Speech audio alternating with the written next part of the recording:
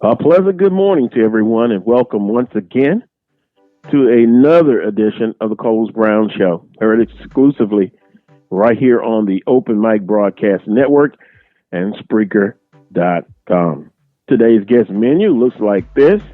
He's the Director of Athletics at Grambling State University, Dr. Rusty Ponton. He'll join me in hour number one, to be exact, about 10:15-ish. He'll join me. Following Dr. Rusty Ponton will be Dean Barnes, former Vice President for Student Affairs and the PA announcer for Alcorn State men's football home games, and also he does the PA for basketball. He'll join me in hour number one. Hour number two, the guest looks like this. Coach Van Pettaway will join me at the top of the hour, 11 o'clock. And following Coach Van Pettaway will be Charles Edmond of the Alcorn State Radio Network. Here's what's trending on today's show. Marino Casson, known as the Godfather, Coach Marino Casson, passed away last Saturday. Thoughts and prayers go out to Coach's family, the Alcorn State family, the Southwestern Athletic Conference family, Southern University Athletic family, and college football as a whole. Tremendous person, also a coach, and one of two people that when I got a chance to interview them for the first time, I was so nervous. I tell you, I didn't breathe for almost a minute. And that doesn't happen much. And even when I came in contact with Coach Chasm, it was a respect there. I mean, I made sure I was on my P's and Q's. And just the stories about Coach Chasm. And the last time that we had a interesting conversation was in the Atlanta airport about 3 years ago, coming back from the Celebration Bowl. And, of course, we were flying back to Baton Rouge, Louisiana, him and his lovely wife. And we were just talking about the conference and his days at Southern University as Director of Athletics. And the funny thing was, he whispered to his wife, now, that's the radio guy there. Just watch what you say. And then we had a big laugh about it. And actually, my best friend said, hey, he's right. So, and of course, I saw him at SWAC Football Championship, 18 and 19. By that time, in the wheelchair, but still had that wit, and still, as he whispered in my ear, how can anyone not like a football game from the black college perspective? Unbelievable. Journey well, Coach. Journey well. Also trending, Tennessee State, Chavius Simmons. He got drafted in the 7th round by the Chicago Bears, all 6'5", 315 pounds. Congratulations to that young man. The NCAA moves toward allowing student athletes compensations for endorsements. And also, football players flagged for targeting will now be able to remain in the bench area and not ejected into the locker room. But all other aspects of this targeting, that still is the same. The difference, now you can remain in the bench area. So with that being said, that's what's trending on today's Coles Brown Show. As always, at this point, I'd just like to check in on Brother Michael Prince. Brother Prince, good morning to you, sir. Good morning, my man. How are you this morning? I'm doing just outstanding. How about yourself? I'm like Mr. Rogers. It's a beautiful day in the neighborhood. Yes, because the pandemic is still going on, and it's going to be a while. And during the week, you get a chance to talk with via social media, text messages, or just a telephone conversation about this situation. And I'll say this: I understand a lot of people they miss sports, and the thought of maybe not having it's driving some of you just mad. I understand, but throughout this show and future shows, my concern is always going to be first and foremost safety of not only me, you, your loved ones, but the student athletes. And I've had some interesting conversations, Dr. Prince, throughout the week with people that have told me, and I understand what they're saying. This is a capitalistic society. Football is king. The money, it's going to rule, and it's going to happen. So it's going to happen. You're telling me, okay, we shall see. But my thing is safety and health over profits. Well, no doubt. And that's a logical way of viewing things. But then they say there's the realist part of it. And I tweeted and shared a story this morning on the very sad subject. And I even I said, I said it's a must read. And it is literally now turning to every man for himself. They're to the point now they're saying if certain parts of the country can't play the games, then tough on you all. We're going to play what we can to get this money coming in. And it's a sacrificial. And let me just call it like Coach Pettaway referenced to a few times ago. We're to the point of pimping. We're to the point of pimping. And you can push some kids out there because there are kids. They're all kids. I don't care if they're 24, fast, strong, got bright futures. They're still kids. And if you really, really care about those kids, yes, you got a plan. Yes, you got to stay optimistic. But the realistic point of view is this. Until you have medical validation, you are nothing but spinning your wheels and just talking in the air. Mm-hmm. And guess what, Dr. Prince? I'm not going to do it. And I've said before, if I was a parent, which I'm not in good conscience, to send my kid, it happens to be a student athlete or just a student or what have you. This is not a normal world right now. No, sir. And if you want to do it, you go right ahead. You're absolutely right, but at your expense. But I'm not, and I can only speak for myself. How to say it go for me in my house? Yes, sir. Not going to do it. Now, and I'm not going to disrespect anybody who decides otherwise. If you have to, and I love sports. I love attending. But no, sir. I just not in good conscience. No, I love myself more. Yes, sir. And I'm not going to put myself in that situation. Did you kiss yourself this morning? Did you go, mwah, I love myself? Oh, yeah. I look in the mirror, too. But it's going to be interesting. And all that to say, we have gone back and forth in some good conversation, and some of them are trying to convince. I hear you. I understand what you're saying. But you know what? Let's just break it down. African Americans, this virus is affecting us disproportionately.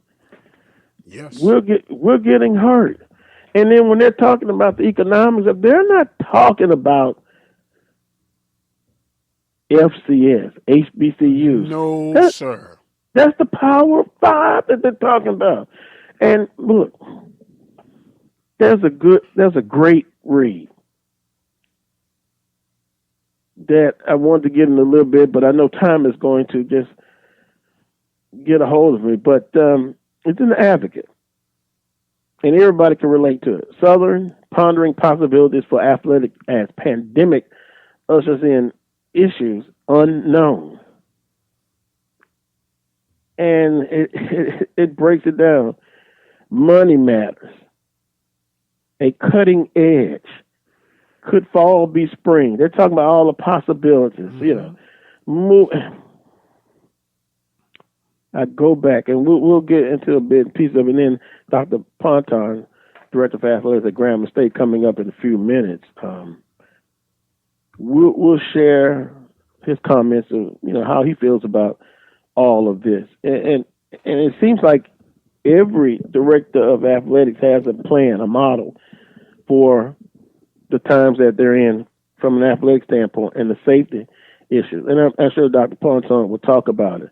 And setting up the interview, he talked about the leadership of Dr. McClellan and their concerns about, and every AD we talked to so far has talked about that safety issue. Mm-hmm. Mm-hmm. And a liability issue. I'm working on something now to get someone who can explain it better than I can, an attorney, that will talk about that certain issue, the legal and the liability issue. And those are important topics and a discussion to be had. Absolutely. Now, absolutely. But I want to stop right there on that part because we're going to be in and out on it. But Marino Casem, yes, 26 years as head coach. Casem compiled a 159-93-8 record, winning 4 national championships, National Black Coach of the Year 7 times, a 2003 College Football Hall of Fame member.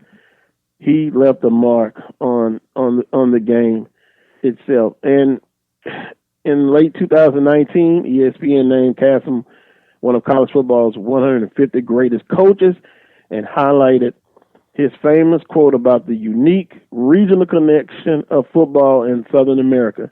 And this quote, I just love it. Tribute to Coach Casem. In the East, where the Ivy Leaguers are, it's a cultural experience. In the West, with Stanford and all those people out there, it's a tourist attraction.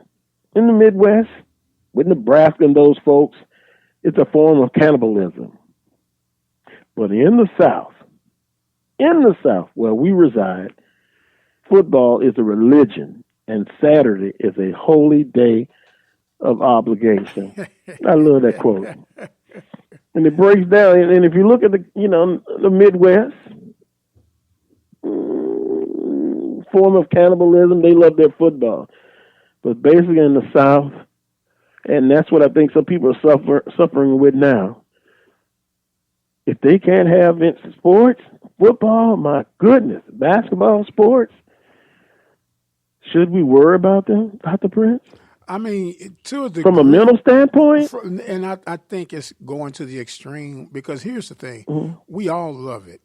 But do you love it enough to put your life or anyone else's life at risk? And can you be patient enough to sit back for the determined time until you know it's safe to go out there? Because I'm sorry we didn't know. It's not going to replace the casualties that we know this thing is connected to. So if you're that emotionally tied and drained and attached to football, basketball, or whatever sport it is, I really think you, need a new hobby, and you probably need to seek a higher power. Somebody just said your mic is low. Can you boom a little bit higher? Okay, then. Is that a little bit better? Okay. Do I need to repeat what I just said? Yeah, you can repeat it, and then we'll get to I'll give you the Cliff Note version. Sports, no doubt, is important, and it's been proven how much of an impact it is. But if you're to the point that you can't wait to make sure that all signs are clear, because when these people, young or old, get exposed to this virus because to feed the money desire and the fan desire for sports to reconvene. And all you can say is, oh, we're sorry. You can wear a T-shirt long enough and a memorial flag long enough. It's not going to bring that person back. And if you do not have the patience, compassion, or empathy to wade through this moment, this is a struggle on all of us, then I say, A, you need to seek another hobby, and then you probably need to seek a better relationship with a higher power. Yep. Well, you're in an unprecedented time. A lot of unknowns. A lot of people are scrambling, trying to, what if this will happen? Can this happen? Can we do it this way? We shall see. We shall see. But I'm still going to watch my college games from last year, from 20 years ago. YouTube has been my friend. And I'll continue to watch it, even get in a little Lifetime there. Not ashamed to say it. The movies. And there's always PlayStation 4. On that note, I'm going to take a time out. When I come back, I'm going to visit for the first time. And Dr. Prince, another Louisiana native, I tell you. Yeah. I know. They're spread out. They're spread out everywhere. They're spread it out. Yeah. But they leave it. They keep leaving Louisiana, though. Yeah, some. Yeah. We won't talk about that. We got to go to break. Oh, yeah. Well. Dr. Rusty Ponton, Director of Athletics at Grambling State. I'm going to try to talk to as many ADs in the conference as I can, but he'll join me next. You're listening to the Carlos Brown Show on the Open Mic Broadcast Network and Spreaker.com. I'll be right back. As a dad, you'll probably spend years teaching your son how to hit a baseball, how to throw a tight spiral and hit a receiver, how to spring off a diving board and hit the water, how to hit a 1-wood and a 9-iron, how to hit the bullseye, how to hit the strike zone, hit a jump shot, hit the open man, hit the hockey net, and maybe the most challenging of all, how to hit the books. But the question is this: how much time will you spend teaching him what not to hit? Teach your son early and often that all violence against women is wrong. For tips on what to say, visit endabuse.org. Brought to you by the Family Violence Prevention Fund, the Waite Institute for Violence Prevention, the Ad Council, and this station. Drivers and bicyclists both have the right to be on the road and travel safely. And when we're on the road together, safety is a shared responsibility. State law requires drivers to maintain at least 3 feet of clearance when passing bicyclists. And bicyclists should always ride with the direction of traffic and follow all traffic signals. It's safer. It's courteous. It's the law. A message from the Regional Planning Commission Pedestrian and Bicycle Program.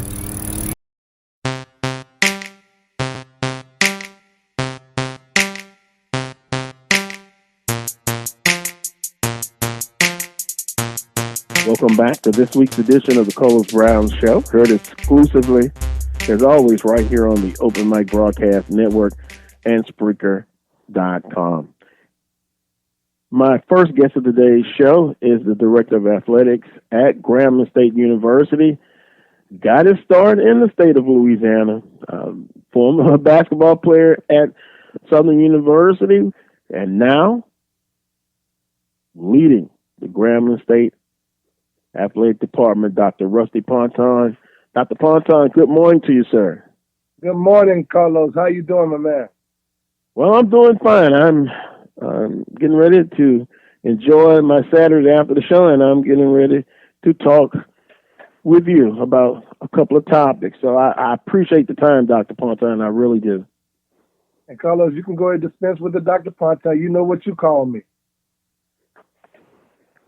Okay, well, it's properly everybody's going to say that's Rusty. Rusty, okay. Rusty, I will do. I will do that. I will do that. But I just wanted to give my respect and be professional. I tell them all the time, Carlos, before I got my doctorate, I'm no smarter, no dumber than what I was before. I had that paper then after, and coaches, most of my kids around, they call me Coach P. I say coaches are more loved, respected, and admired than all lawyers, some doctors and some preachers. So you can either call me Coach P. Yeah, I understand that. On that note, we're going to be off and running on this discussion. Once again, appreciate the time, Rusty. The overall state, if someone would ask you that question, and I'm doing that, the overall status, the state of Grambling State athletics, how would you answer that? I would say, Carlos, that we are in a good space as far as coming back from some tough years. Our president Richard Gallo, has done a tremendous job of empowering the staff and empowering our workers here at Grambling State University to do the best job they can for our students. And we are doing that. We're putting our students first. So I would say before the pandemic, we had some very good things coming about, working out, some good guarantees this year, some good games, some good recruiting classes. So the department is on the upswing. I mean, we've never gone away, but we had some tough years, but we're back with some solid foundation. Well, that's good. And you mentioned the pandemic, and now everyone has to alter what they've been doing, and they've got a model or a plan to address some of the concerns. The same thing at Grambling State. What's your model, business plan for this pandemic? And if it lasts a good while, we don't know. How do you respond to that? Well, Carlos, first thing is we have to stick to what we really are, and that's we're an institution of higher education. So that's going to come first with whatever we do. Mm-hmm. And our students come first. We have a mantra here that the students come first in all we do. We have a slogan that says Grambling State University, where everybody is somebody. So our focus here first is to make sure that our students are safe. And when I say our students, I'm speaking of our student athletes as well, of course. So we want to make sure that we are putting our students in the best possible situation to first get their education, and they're safe, because it doesn't do you any good to put them in a situation where they're in jeopardy or they're in harm's way. That's not what any of us in the state or any of us around in higher education want to do. And as far as what our business model is going forward, take care of our kids, and the rest of the things, although it may be tough decisions, will take care of themselves. We're basically looking at losing about half. If there was just a scenario, if there were no athletics this year, if no one played any sports this year, we didn't play any games, we would lose about $5.5 million. And that loss, is tremendous for us on a budget of $10 million. So to lose half of what before we even started, so there's no way to recoup that at all. That's a huge, huge deficit. We understand that. We understand that there are situations that we do not have control over. I get my constituents and our fan base, they're calling, what are we going to do about football? What are we going to do? Well, the first thing we're going to do is protect our student athletes, our coaches, and our staff. Amen. And the fans. That's the first thing we're going to do. So if you put that first, it kind of simplifies things. We're going to follow the science. We're going to do what they say is the best practical means to get back out in the public.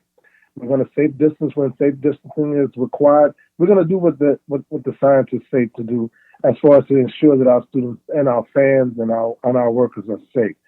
So when you think about it in that sense, yes, there's going to be a lot of money lost. I mean, there's going to be a lot of tough decisions that have to be made. But if we keep in the forefront that our students come first, then I think that those tough decisions become a lot easier to make. Visiting with Rusty Ponton, Dr. Rusty Ponton, Director of Athletics at Grambling State University. And Rusty, I know you've heard the conversations nationally, regionally, where people are talking about their sports. And I understand in the state where we in and then in the South, they love their sports. And you just talked about constantly about the safety and the health of the student athletes. With that being said, and you've talked about the financial stability of losses that you may have, do you, from a personal standpoint, do you actually see football being played or fall sports later than the fall, maybe like in the spring? And how do you guys adjust to that? Well, Carlos, there are a lot of scenarios out there now, and we're looking at a bunch of those scenarios. I want to also make sure I give a shout out to my good friend Roman Banks. He, the athletic director at Southern. He and I, go way back, and Roman and I talk a lot, and we talk about, just different things and period about, how this pandemic has affected us and what it is doing for our institutions. Also want to mention the fact that, we have great leadership. Our president, I mean, we're going to take their lead. It's not going to be just a situation where Rusty Ponton wakes up and says, okay, hey, we're going to play this football game, regardless of what's happening in the rest of the world. There are so many variables and so many moving targets. But we have great leadership. Like I said, our president, our governor, our commissioner, Commissioner McClellan, we are all working together to make sure that, yes, we want sports back. Sports is a huge, huge part of our culture. But it's not it's not so big that it's going to be worth someone's life or worth endangering someone's life or putting it. Yes, this pandemic or this virus is going to be with us probably for years and years and years to come. But to be able to mitigate the damages and be able to mitigate the risk is what will determine what we will do. Now, saying all of that to say this, Carlos, I could see football being played in the spring. Yes, I could see scenarios where we would push things back, and yes, it'll be a lot of things going on at one time. But I could see the need for fans and institutions to say, hey, if it's safe to play in the spring, let's play in the spring. I could see something like that. I could see because life like it is now will not be the same. We won't be participating in college sports like we did a year ago. That's not going to ever be the same. There are going to be so many protocols, testing. There are going to be protocols for sanitation, for making sure that we again are putting our student athletes in the best possible situation to be successful and to keep them safe. So we have a number of scenarios out there as far as even if we came back in the fall, if something happened where we got adequate testing and when we got a vaccine or something that we could ensure that we could protect our student athletes, our staff, and our fans. The conference has looked at a 7-game model, a 6-game model, a 5-game model. All of these things would be dependent upon when it's determined, again, by our leaders, that it's safe for us to go back out. So the one thing we know for sure, Carlos, is that we don't know. That's the one thing we do know for sure. Yeah, unknown. This is unprecedented. And Rusty, I'm telling you, this has been on my mind, and maybe I'm just going in the wrong direction on this, but Dr. Travian Scott was on last week, and I'm going to ask you what I asked him. And in your meetings that you have, and he gave a shout out to Zoom, because that's the way you're communicating a lot and having these meetings. Liability issues, and even from a legal perspective, has that been discussed in you guys' meetings? Well, first, let me just say, if you let Dr. Travian Scott on the show, and I'm after him, I'm just going to end this interview now.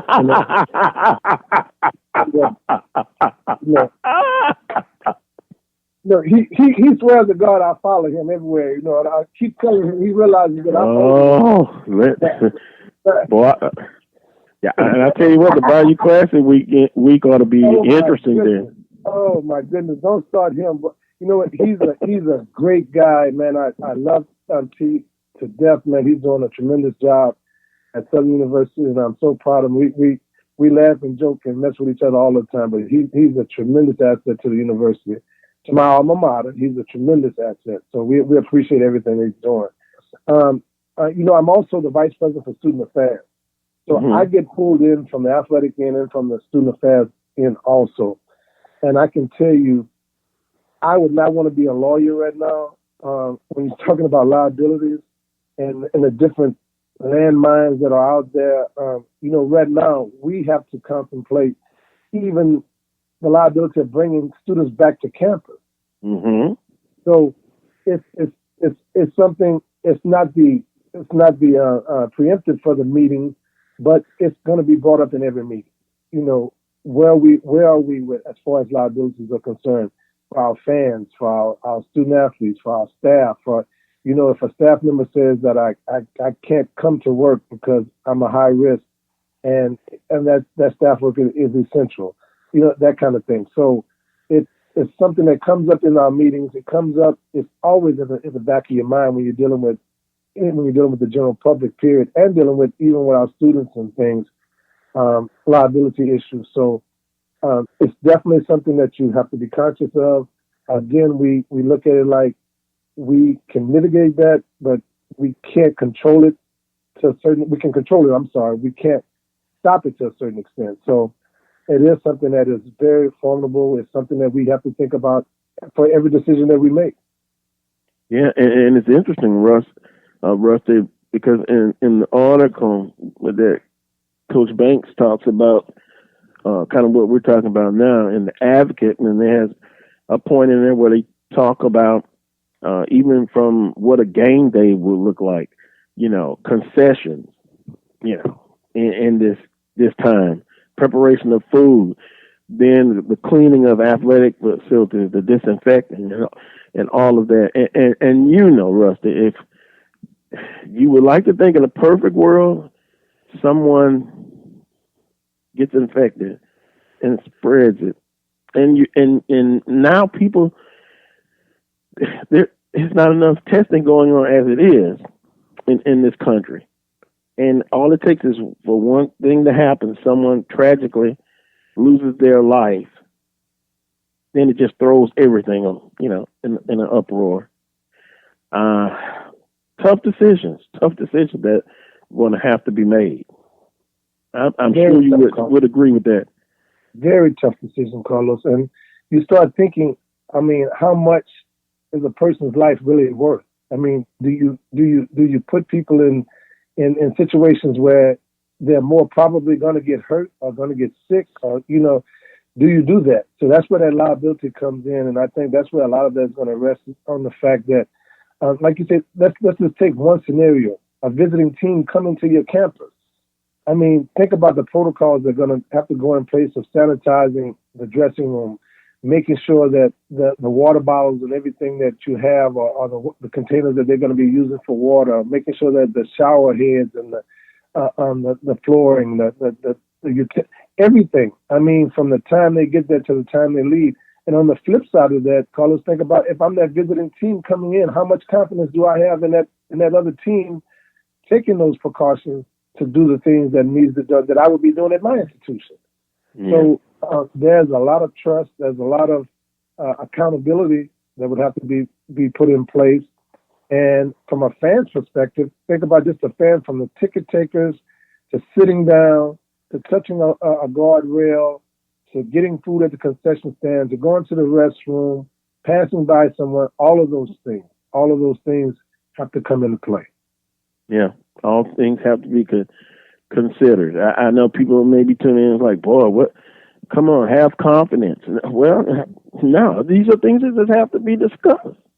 And yeah, you're very right. Visiting with Dr. Rusty Ponton, Director of Athletics at Grambling State University. Kind of switch gears if I can, Rusty. This week, the athletic community nationwide lost a outstanding coach and person, the godfather, Coach Marino Casson. I wanted to get your thoughts on the man, the coach, Coach Casson. Well, you know what? I just had chills when you said his name, Carlos. Coach Cassim has been a image in our first of all in our culture, in the culture of HBCUs, in SWAC football, administration, and he was truly the Godfather.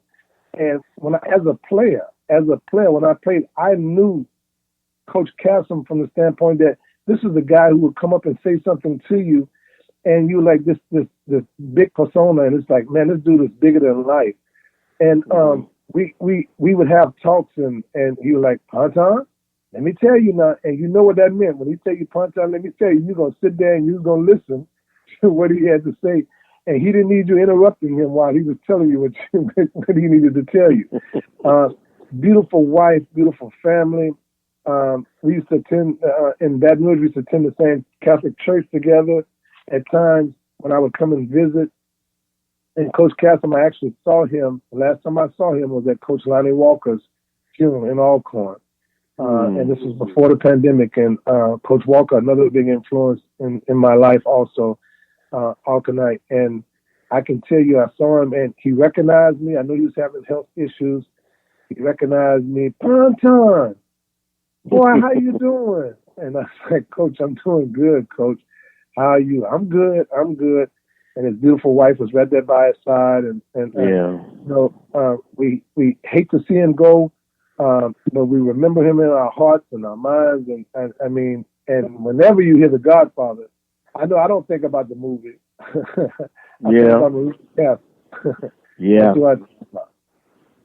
Yeah. A fictional character to a real character person. Dr. Michael Prince has a question for you, then I'll come back with a couple of more for you. All right, good. Coach Rusty, Dr. Rusty, I'm sorry. Whatever, Dr. P. They call me Dr. P here too. I know you get that a lot. Yeah, I get it. But in all seriousness, let's fast forward and let's say that we do play football in the spring. As you say, you can see that happening. My question is this. When we're talking about FBS, we're talking about money. When we talk about FCS, we're talking about change. How and at what expense do we allow the other sports that are temporarily to be in the fall to be played at the same time during football, or would this be football only? And then my next question to that, or part B, would be, we're already undermanned when it comes to our SIDs. How do we officially stat these games if you got football, volleyball, cross country, baseball, softball, bowling, all these going on, and we already have skeletons in our SID departments? Have there been any discussions on how that could be covered? Yeah, you know what, Dr. P, I can tell you, I have the utmost respect for our SIDs, because they do, people really don't realize how much they really do. And when I say how much, I mean, they're working 24/7, because they're getting calls in the middle of the night, they're doing stats, they're doing this. One of the things that, we went through the challenge of going without an SID. We lost our SID. He was an outstanding SID for us, who went to FAMU. And basically, what we had to do was we had to bring in statisticians from the outside. We actually employed a company that would stat the games, and I know, and these are people who do this, not just for Grambling, they do it everywhere. There's a company that goes out, they actually send stat crews out. That got us through the first part of the season, until we were able to get someone, first part of the fall, until we were able to get someone in to come in to help us and to get us back on track. We would utilize those things. Speaking of when you say whether or not how we would do that during the fall, it's going to be a humongous thing. First thing we have to do is we'd have to reduce all of our games to minimals. The season would not be maximals like we've been doing, like most of us did. It would have to be reduced to minimals. Whether or not we could play every game, and then play in proximity, close games, area schools, regional schools, where you can drive the same day and come back the same day.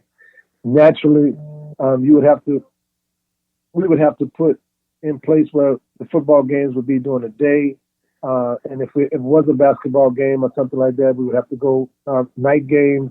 move from that early, to later times at night, those kind of things. Play out soccer matches and stuff maybe during the week. All of those things, and then maybe push some sports back a little bit further. We would go into, like, baseball normally goes into May, sometimes some places into June. So athletics, as we know it, will not be the same. It's not going to be the same. Whether we play those sports in the spring or not, there's going to be a situation where seasonal changes or where things are pushed back, whether it's a month, 3 weeks, or 4 weeks. And as far as the support staff is concerned, we're going to have to get auxiliary help. We're going to have to get other individuals who are on campus, who are sports fanatics, who can assist with the SIDs and stuff. Our students now, that's a big resource. We have students who are phenomenal, who want to be SIDs, who want to be in sport broadcasting, so we utilize our students a tremendous amount. So we'd have to look at all of those things as far as making that happen. Will it be perfect? Not at all. Not at all, Dr. P. Not at all. Could it be done? Yes, it could be done. Would it be hard? Very hard. So with that said, there are so many variables that we'd have to look at to make sure that we could, because we want to give each sport the respect and each sport the coverage that they deserve. Thank you very much. Back to you, Carlos. Interesting, because I'm thinking about some colleges have talked about furloughs, layoffs, coaches taking a 10% cut. And once again, when you look at a lot of these articles, Rusty, it's the Power of Five, some of the Group of Five. But, working at our institutions, they have a limited budget even before the pandemic. So it's a tough situation.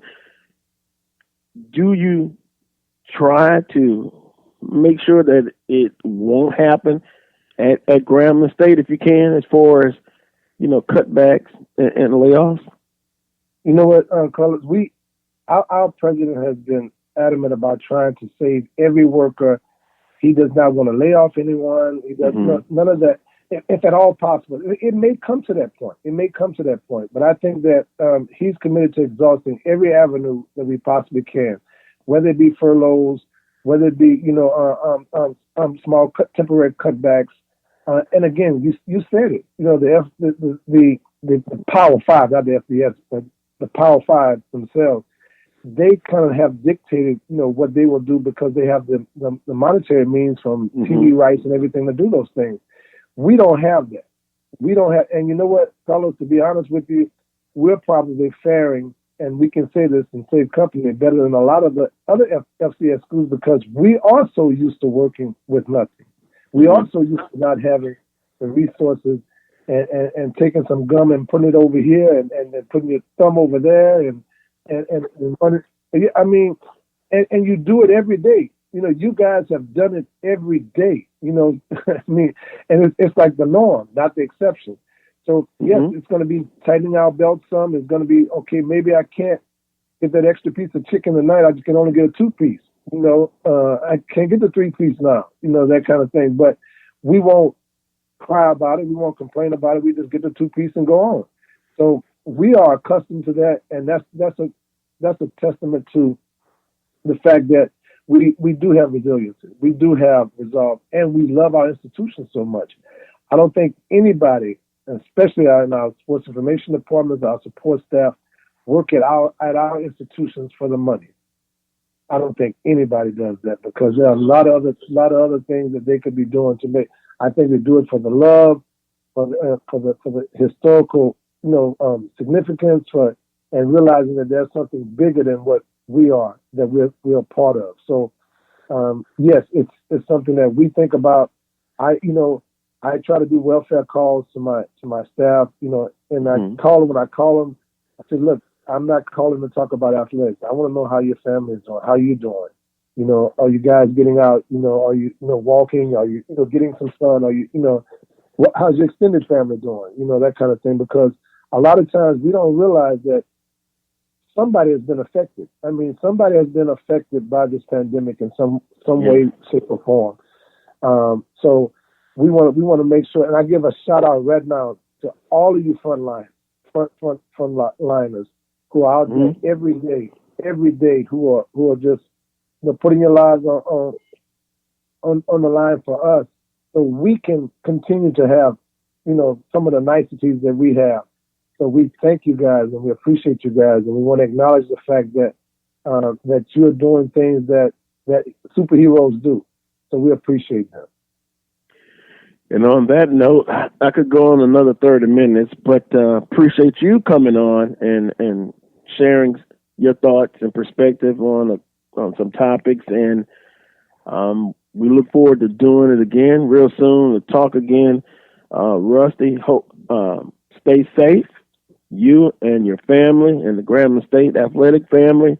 And we won't talk about that big football game at the end of the year. Because it's more important things to talk about, right, Rusty? Hey, Carlos, you know what? Boy, I get that all the time, and I tell them, I say, that's the one game. I tell people all the time, they say, well, who do you pull for in the game? You're a Southern grad. I say, I'm a Southern grad, true and blue. I say, but think about it this way. That game is one day out of the year. I like to eat 365 days out of the year. Not just 64. I want to eat 365. So on that day, yes, I want to beat Southern every chance I get on that day. After that day is over with, I'm back to supporting my institution in every way I possibly can. I love it. We have a family. We get in here this past year, my brother, and I know you got to go. My brother and his family, they were up in the suite. And with all this Jaguar gear, I said, look, man, y'all going to have to keep that down up in here with all this. And, all it does is spark more. It's like throwing gas on the fire. It just sparks more. And then after we lost it, they're gonna rip me for a while, and then we go back to it's all love. So at the end of the day, guys, yes, it's one of the greatest experiences to be just a part of that, and have been a part of that for so long. So I love it. I'm looking forward to it, and thank you guys, Carlos, Dr. P. You guys, appreciate you guys what you're doing, and call me back anytime. Thank you, Rusty. Well said. Enjoy the rest of your weekend, sir. We will talk soon. Yeah, stay safe, you guys. God bless. Thank you. That was Dr. Rusty Ponton, Director of Athletics at Grambling State University. Going to take a quick time out. Up next, Dean Barnes, former Vice President for Student Affairs at Alcorn State, public address announcer for the home football games, part of the Alcorn State radio broadcast on the road, and he'll share his thoughts on the Godfather passing away, Marino Cassim. Next, you're listening to the Carlos Brown Show on the Open Mic Broadcast Network and Spreaker.com. One voice. It can get the point across, but it only carries so far. Add a voice. It's richer, louder, but that has limits too. Add a third voice. It's even more powerful. Add another, and many, many more, and we are stronger than ever. That's the power of a community coalition. They help community groups, faith groups, civic organizations, PTAs, employers, and many others in your community organize their resources and focus them where they're needed most, like fighting to keep kids away from drugs. Ask a group that you belong to if they should belong to a community coalition. It's easy to get involved. Visit helpyourcommunity.org and they'll tell you exactly how your group can help. That's helpyourcommunity.org, because you get more when we get together. Brought to you by the Office of National Drug Control Policy and the Ad Council. I present to you 3 of the fiercest subjects ever assembled in the cage of doom. First, the brain-wrenching behemoth, Algebra 2, weighing in at a mind-boggling 800 pounds. Foreign languages! The multilingual international sensation capable of tossing you clear across the Atlantic. And finally, biology. More ferocious than formaldehyde, she'll dissect you 1 chromosome at a time. Who among you will step up to their challenge? Yeah, I'll do it. Me too. I'm in. Sign me up. Take on the tough classes now. You need them to prepare for college. Find out which classes you need at knowhowtogo.org. Brought to you by the American Council on Education, Lumina Foundation for Education, and the Ad Council.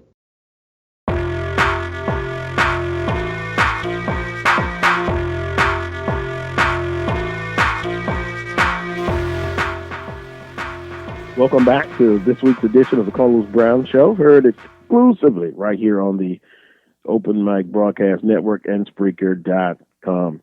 My next guest, the former Vice President of Student Affairs at Alcorn State University, public address announcer for the Alcorn State football games at home. On the road, he's a part of the Alcorn State Radio Broadcast Network. And he also does the public address for the basketball games. When you hear his voice, you'll know who I'm talking about. Dean Barnes joins me.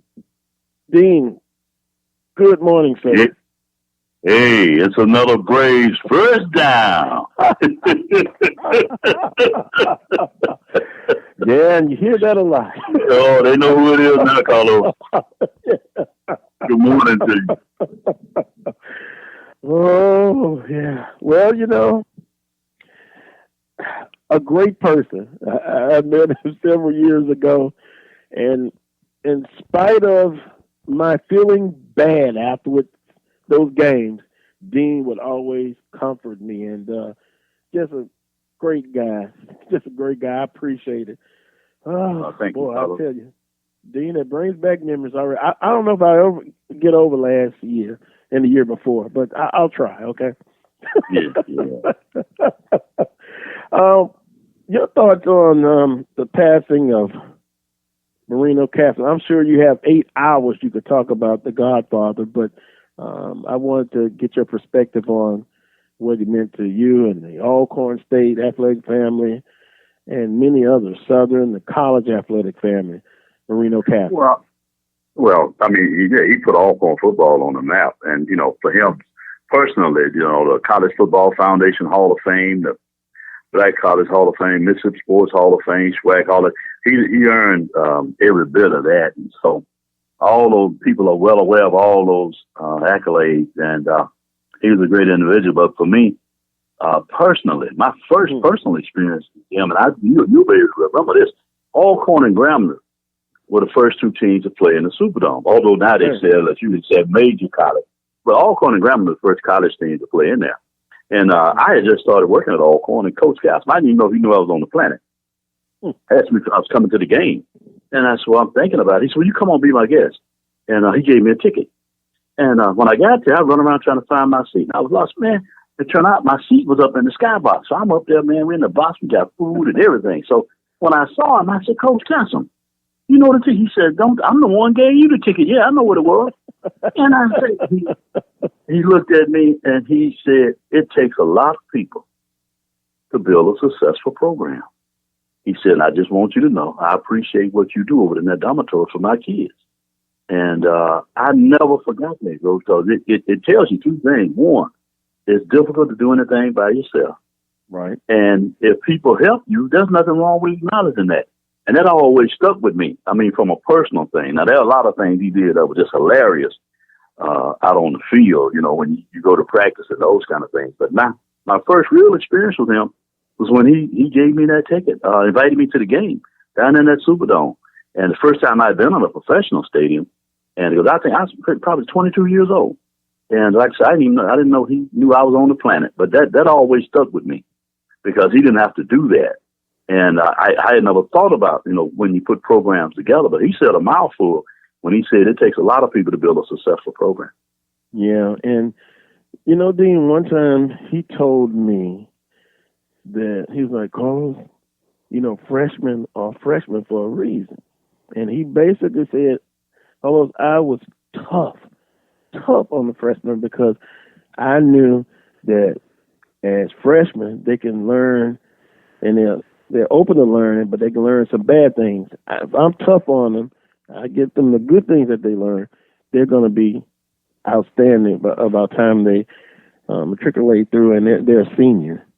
And, and that kind of like, I had never thought of it that way. He was extra hard on freshmen, but now that's not to say he wasn't hard on everybody else. But he had a fondness for freshmen. And that's the way I tell you. I tell you, Carlos, it's hard on them freshmen. Again, my time in the residence hall when they would come in for summer camp, man, they come back at night. You can hear those Foot Locker sliding down that hallway. They're trying to get out of there. And we say, hold up. Get back in the old room, don't you? No, you go get in that bed. And we call Coach, y'all better get over here because they melting down. And he said a similar thing. It's hard on them. But if you make it through this, you'll make it through anything. So you're correct in that assessment. But can I tell you a funny story? Yeah, go ahead. Yeah, they were practicing years ago. They were practicing, and so the people familiar with it know behind the gym there's a top field and a bottom field. So Cass on a bottom field near where the stadium is now, they were up on the top field. He was looking, and he saw the guy with the kickers, and they were in a line walking behind. They were limping, so he hollered, "Hey, what's going on up there?" And he said, "It foot so, Coach." And Cass said, "Well, stop him from kicking the goal post in, man." You know, everybody, you wanted to laugh, but you knew you couldn't because he wasn't going to be, so he said, "How did foot so in the ball? Ain't nothing but a piece of leather with air in it." And everybody just looking around, man. I almost died because when I said, "No, he didn't just say that." Oh. But he did. He said, "No, don't have him kicking the goal post. Let him kick the ball." So, wow. But there are a million of those, Carlos. But just a great individual. And the last time I saw him was at Coach Lonnie Walker's funeral, and we went to the repast, and we got a chance to talk for a few minutes there, where he and Miss Castleman, the young man that drove him up there, broke bread together, and we talked for a few minutes. And I did not know that would be the last time I would see him, but that was my last conversation with him. Was during the repast at Lonnie Walker's funeral. Yeah, I understand. Visiting with Dean Barnes of the Alcorn State Radio broadcast, and you've been doing that for quite a while, and over 30 years. Yeah, 30 years. I'm sure. Again, we could fill up 8 hours with stories with Coach Cassim, and visiting through the conference. I remember he used to have the SWAC tours, and Coach Cassim and Eddie Wright. They were friends and colleagues, but they had their competitive edge as well. And but then off the field, they respected each other. How did he ever talk about coaching in this conference to you? Did you ever have a conversation, or did you get a chance to participate in or hear conversation he would have about other coaches in the conference? No, I can't say that I recall him talking about other coaches in the conference. I used to hear him talk about preparation, and that you couldn't over prepare, and you would see that, they would just repetition over and over and over and over, and he saw it almost like getting ready for war. It was all in the preparation.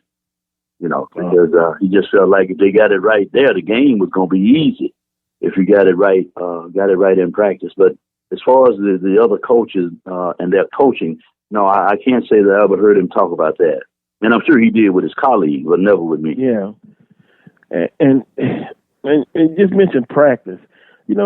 I've had a chance to talk with coaches in the conference now a few years ago. And a lot of times they would tell me that they did most of their, hollering, fussing, whatever you want to call it, in practice. But then game day, they were cool, calm, and collect. Somehow, I think with Coach Cassim, from what I saw on the sidelines, I think he was on the sidelines the way he was in practice. He meant business. Oh, yeah, he's all the way. Like I said, when he hollered up on that field about kicking that goal post, everybody wanted to laugh, but nobody would. Nobody would. I remember, I think it was in 1972, we lost a game at Lincoln University on the last play of the game. And Cass hollered, "This is a conspiracy. They're trying to get me." And he said, "I'm going to ride both of these." And, he used that word with that deep buses at the same time. And I said, man, there ain't no way in the world he can do that. He's a bad man, but he ain't gonna do that. And Jack Spinks looked at me and said, yes, he can, because the only thing gonna be on their mind is what he gonna do when he get back. He gonna be on both buses.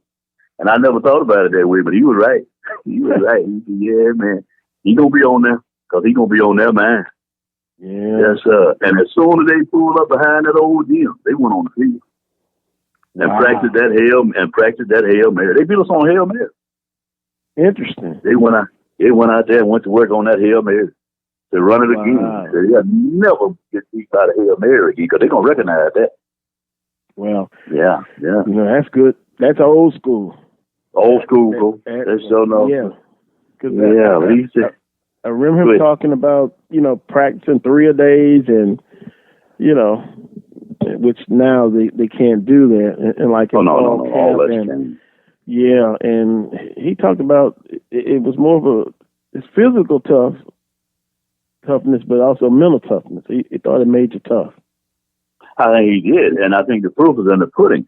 You know, in 1984, when we played Mississippi Valley up there in Jackson, that record crowd, and you had that Satellite Express with Totten and Rice, and we made the decision defensively they're gonna play man to man. We had Ike Hope, and everybody said, "Coach, that's right, bad. Ike gonna need some help."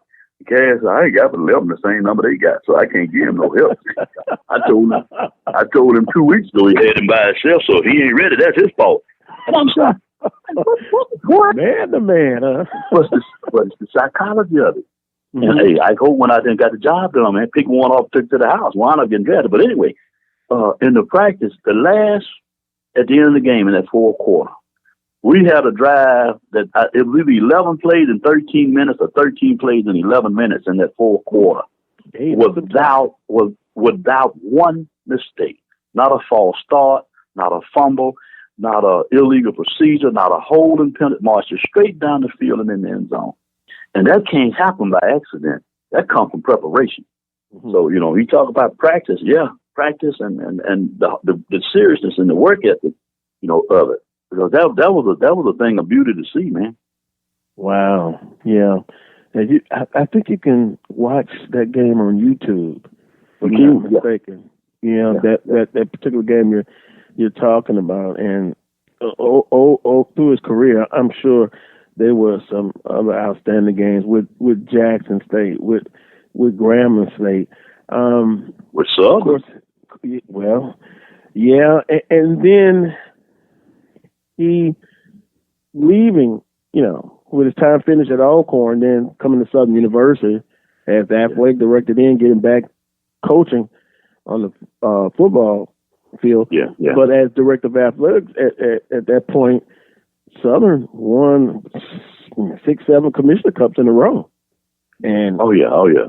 I mean, we talk about his coaching ability, but also being a director of athletics, Dean. Excellent administrative skills, well respected at that NCAA. Went to those meetings, served on those committees, and got a lot of other young coaches involved in that, because he said, "Hey, you don't know what they're doing. You got to be at the table."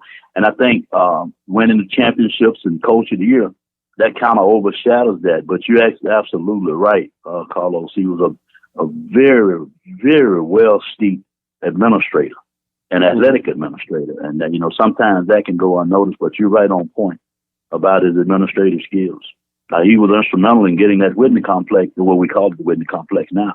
He was instrumental in getting that facility built. He walked those halls at the Mississippi legislature and politics and helped Watch get that funding for that building. Now, you know, I'm listening to you say that, and the word to use, preparation. Yeah. Preparation. Now, I remember a time at Southern University. I'm trying to see how I can put this. Called in. They basically, the word was, he's going to be let go. And they had a meeting, and he came in prepared. I can see him right now in my mind with his material, information. When he came out of that meeting, not only did he come out successful, he came out with an extension. and the idea was to end his service at Southern University. And, you know, and I was trying to find out, boy, could I have been in that meeting? They went to closed doors. He came out. He was prepared. Yeah, I would like to know what he said, but you're right, preparation. Yeah, that was preparation. Came out with an extension. That don't happen many times. No, not when they intend to go and let it move it. And I said in hour number one, Coach Cassim and another person, Mama Jaguar, those two individuals, no matter where they were, if I saw them, they had my attention. I was a bit intimidated, Dean, to be honest with you. Well, I had a lot of respect for Mama Jag. I used to love to see her at the game. So it was something special to see. It really was. And if Solomon was playing, she was going to be there. I'm serious. Yeah. I'm very serious about that now. She was special. Yes. She was special. Coach Castle was special. And, you know, he's journeyed on from his physical life now, but the stories, the lives he affected, the mentors, the stories will go on and on. They'll be talking about this for a long, long time. Oh, sure. It'll go on through his players, the many players he had at Southern and at all point. I'm sure he impacted their lives in a special way. Yeah. Because you didn't have to guess about it, because he was consistent. Yeah, and I was very smart. One time I was like, you know what? I'm going to be tough. I'm going to ask him which university he liked the best working at and being a part of. Then I thought, after I thought about, no, I better not ask him that. He did well at both. So I didn't want to do that. Anything else, Dean, that you could think of about Coach Cassim that kind of stands out? Well, you know, I mean, obviously he'll be missed, but Carlos, as you said, there's so many things and stories, but, you know, about Coach. But I've shared my first personal experience with him. But I think he had a great sense of humor. And I think and if you ever heard him speak, you know that, because he could tell some jokes. Sometimes I think some of the ones he tells make Miss Cassim kind of cringe in public, you know. And, because he used to love to talk about how about making love to a gorilla. He said you got to get permission to stop or something. I can't forget how that goes. But he had a great he had a great sense of humor. And I don't know if a lot of people knew that about him, but it was funny. Yeah. But you'd have to be around him or be at those practices and things just to see it, man. It was something to see. Yeah, it was something to see. That voice. I remember they were getting, they were getting ready to go to Texas for a game, and he's stickling out, everybody late. And, he's late. The bus is ready to roll, and I won't say the name. There was one player that wasn't on the bus. And one of the others, they cleared the throat. Cash got off, went back in the beach. I looked like I forgot my glass. Went back in for a while, stayed back, and the kid made it. So he came back out. They all, so he realized that may let him know the kid was there. Let's roll. Said, we don't have a roll. Come on, thing. And here they left. And I said, man, y'all got to be joking. But kids never caught on to it, though. Yeah. But he did. Yes, sir. Yeah. He said, the bus ain't going to roll without him. But they didn't let him know it. He said he forgot something. Went back inside and waited till he showed up. He come running across there. I don't know how he was late, but he come flying across there. Got on that bus and they hit the road. But I thought that was hilarious. Yeah.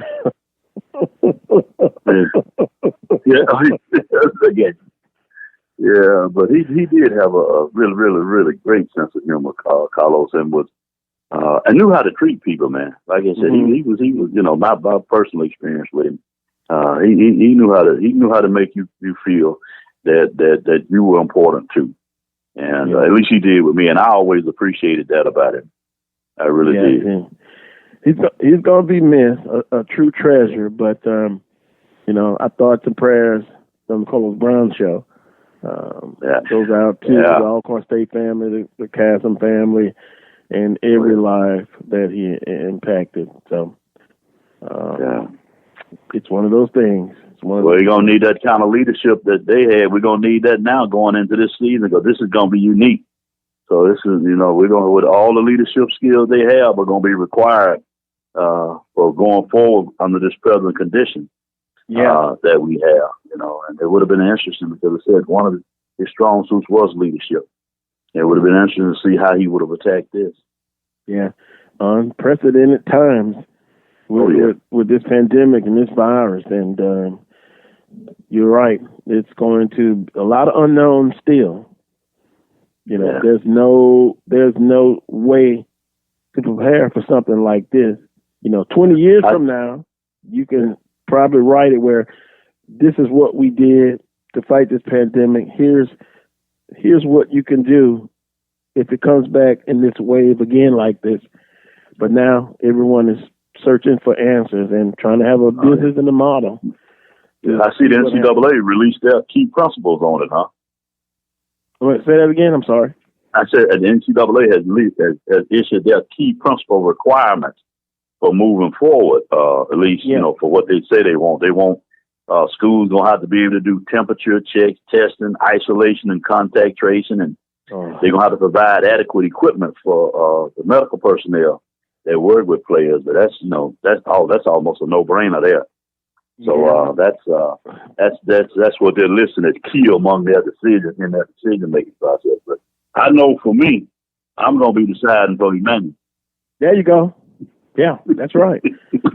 That is absolutely right. And for those who, like I said in album number 1, Dean, we all love sports, and it's a part of our lives. Oh, but not at the cost of putting yourself in jeopardy. I would like to leave this world with kids and the grandkids around my bed and saying, Grandpa, don't leave us. Well, I don't have any kids, so I'm not going to have any grandkids. But you get my drift. Old age, but, that's the way you would like to go. But, man, I don't want to rush. I don't want to rush it. No. So I'll make do. And, Dean, I've argued with my cousin. I said, I have no problem if 2021 in August, that's when you revisit it, right before that time. This is just serious business. Oh, it is. I still got people text me saying money over morality. They want to do what they're going to do. It's all about the business. Well, they must be talking about the bigger schools, though. It can't be applying to us. Right. They got to be talking about the Power Five, because it can't be your money over. It can't be talking about HBCUs. No, sir. No. And you read all these articles. Yeah, they refer to them, basically. Oh yeah. Then your group of 5, some of them struggle, some of them are furloughing. I'm looking right now. Some schools such as Boise State and Louisville, they're making sweeping staff cuts in the wake of the pandemic. Furloughs, layoffs, and trying to make moves to drop non-revenue sports. Yeah, but they're not cash cows like some of those other programs. Right. They make enough money to carry the whole athletic department. A couple of them. So, those programs like that, they don't do that. So they don't have to make decisions like we do. Yeah. That's right. Haves and have-nots. Yeah, it's no in between. Well, Dean, you enjoy the rest of your weekend. How's that saying go about the grass is greener? Oh, the grass greener, the air's cleaner, the water sweeter. Just a little bit closer to heaven. That's what you thought. I think Cassim the one started that, as far as I know. Mm-hmm. I don't want to miscarry, but he's the first one I heard say. And then you have all of that. Then you have that saying, that chant that they play, and then who wants the smoke? Oh, my. Oh, yeah, that's new. Yeah, you know what? I'm one of them all cornbread going to jump out the bush and grab you all tonight. I finished in 74. Who wants to smoke? That's that new generation. Yeah. I heard enough of that. Boy, you know what? I think I'll go watch, after the show, another edition of the SWAC 2019 SWAC Football Championship. Dean, I'm sitting there fussing at plays that I already know what's going to happen, but help me, Dean. I'm going to have to get over this. I'm going to have to get over this one day. Southern and Alcorn. I guess it's better to get second than the last, huh?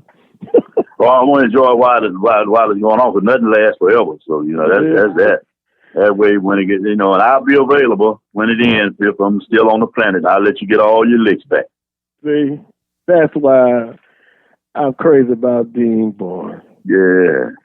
Dean, appreciate the time. Have a great weekend. Oh, we'll talk again soon, sir. All right. You take care. All Bye-bye. right. That was Dean Barnes of the Alcorn State Radio Network, former Vice President for Student Affairs at Alcorn State. It's 11:15 Central Standard Time. No, it's not Carlos Standard Time. It's Central Standard Time. I've got some text messages to get in. I want to visit with Coach Pettaway. If I can do it for about 15 minutes, then I can visit with Charles Edmond at about 11:35, and then take us on home. So take a quick time out. We'll get Dr. Michael Prince to contact Coach Van Pettaway, and I'll talk with him next. Did you see the latest segments of The Last Dance? Last week they kind of focused on the strange one, but Dennis Rodman had a high basketball IQ, and he could get under your skin. We'll ask Coach Pettaway, did he view the last two segments? And then I kind of want to ask him about some defensive schemes. That ought to be enough. I'll be back after this quick timeout. You're listening to the Carlos Brown Show on the Open Mic Broadcast Network and Spreaker.com. Chris, can you put the video game controller down for a second? I can talk and play. Oh, I'm totally annihilating this punk kid in Nebraska. I just feel like you're not acting like a grown-up in our relationship. Am too. Well, you still ride your skateboard to work. There's the comic book collection, the race car bed. Look, I'm young at heart, but I put money into my 401k every paycheck. I picked up a few savings tips at feedthepig.org. I have control over my financial life now, and that feels pretty grown up. Put away a few bucks, feel like $1 million. Putting some money from every paycheck into a savings account or contributing to your 401k can make a big difference later. For free ideas and easy tips on ways to save, go to feedthepig.org. That's feedthepig.org. So, I bet I look like a grown-up to you now. Well, except for the footy pajamas, I'd have to agree. This message brought to you by the American Institute of Certified Public Accountants and the Ad Council. The birth of legends are storied in this conference. We must never forget our rich history. We now turn our gaze to the future. The new legends will emerge. New heroes to arise. The Southwestern Athletic Conference. Be our history. We'd like to take this time to recognize our sponsors and supporters at the Open Mic Broadcast Network: Brazos Valley Schools Credit Union, Temple of Refuge Ministries, Prairie View Athletic Club, Attorney Lee Van Richardson, Diva Skin Conditioner, Helping Hands Lawn Service. Thank you for your support of our local and regional coverage of student athletics here at the Open Mic Broadcast Network.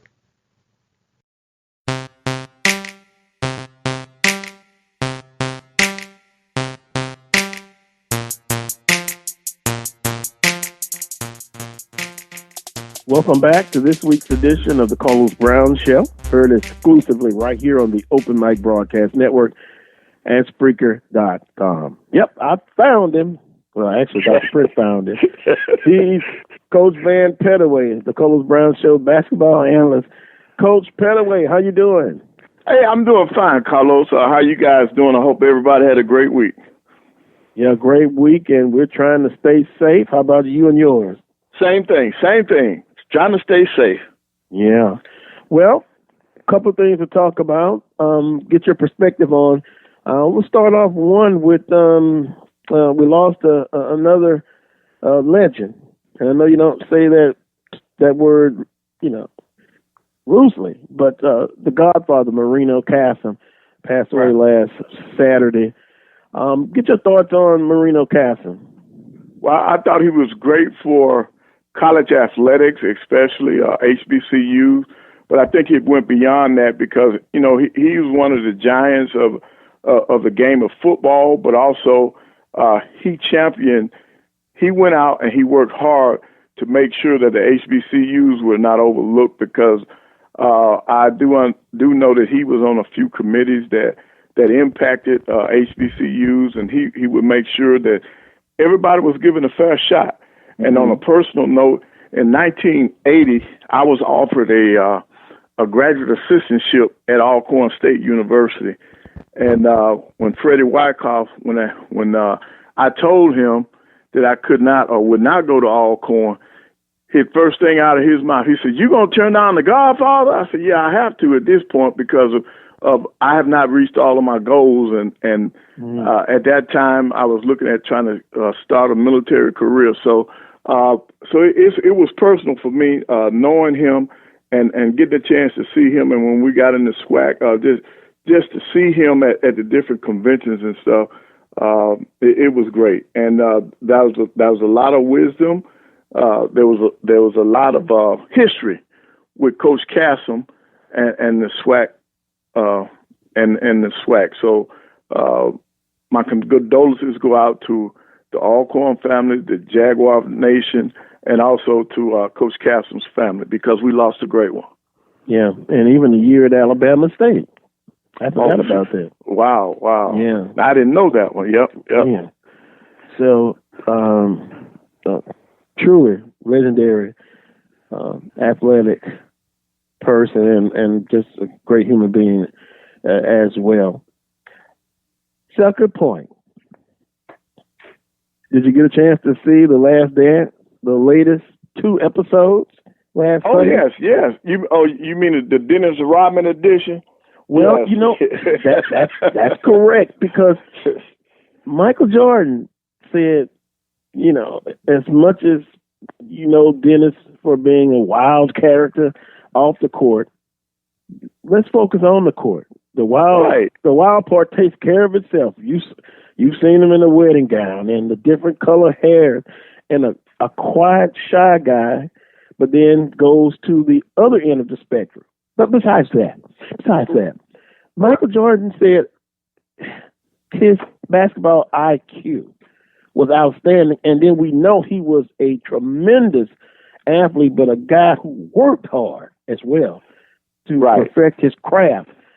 It didn't surprise you, did it, about Dennis Rodman, or was it anything in those 2 segments or that segment that you didn't know about Dennis Rodman? No. I knew about his work ethic. That's what made him.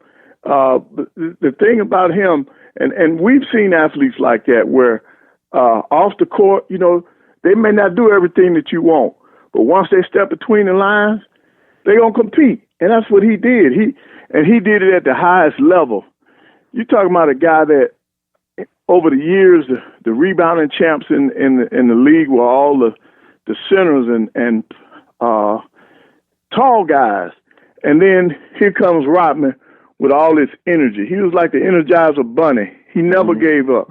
And then as you watched him play the game of basketball, you could see his IQ. You could see the passes he made, the effort that he would go after loose balls. Look at how he would just tip the ball to his teammate when he know he couldn't get the rebound, but he made sure that his team had the possession of the rebound. He's a very smart player. It's just that he, off the court, he is easy to say that he was just a little bit different. Yeah, that's a good way to put that. Yeah, but you take him though. You have to, as a coach, sometimes. Some of those coaches had to bite their tongue. They looked at the whole team concept versus penalizing this guy, knowing his contribution to the team would be missed if they had to suspend him or if they got rid of him. So, Phil Jackson and Coach Daly, they put up with a lot, but the results, this cat won championships now. Yeah, and you go from the bad boys, and then you go to the Bulls, and they were talking about how would he be accepted. But one thing about it, when just as you described what he did on the court, hey, he fitted right in, because it looked like Chicago players and management were thinking he could add something that can get us over the top. Of course, with continuing improvement of the players that you have there, like Jordan and Pippen. He was like the final piece. Right. See, he was the enforcer. He did all the dirty work. He did the things. See, Scotty and Michael, they are finesse players. But Rodman, he was that man. He was that dog. He's the one that got after people, and he was the enforcer. You hit Michael, you're gonna have to hit Dennis too because he was coming after you. And you got to have people like that on your team. Most coaches will tell you they'll take a guy like him any day, as long as he's not like in this day and time now. If he was battering women and doing stuff like that, then you would not be able to keep him. But if it's just him going out being wild and being a partying guy, they put up with some of that stuff. Right. On the collegiate campus, he wouldn't be able to get away with that because the administration would not allow that because they don't want to rub off on the other athletes. But certainly at the professional level, he gave us a lot of great memories, and he was an integral part of that team. I think one of the other things people are seeing is that a lot of people didn't know how aggressive and how demanding Jordan was. The people in the profession, we knew that. We knew what was driving him. See, when you look at people like him and Kobe, see, they cut from the same mold. Yeah. Those guys just believed in getting the work done, doing it, getting it done on the court. And then they took care, and the reason why they had long careers, they took care of their bodies. See, if one of the things that people are missing, Mike and them didn't miss a whole lot of games now because of injuries. Now, other than that rookie season, when he broke his foot. Other than that, he stayed healthy because they took care of their bodies. Kobe had the long career because he took care of his body, and I think that's a takeaway that a lot of these young kids need to see, because that's your money maker. Your body is your temple. Your body is your money maker. So you got to take care of it for it to reap the benefits. Yeah, you're absolutely right. And again, like I said before, last week, Jordan was a great defensive player. Scottie Pippen. And Dennis Rodman. Yep. I mean, and what Rodman's 6'7", maybe 6'8"? Yep. That's it. And then Scotty's a 6'7" guy who, remember, he grew.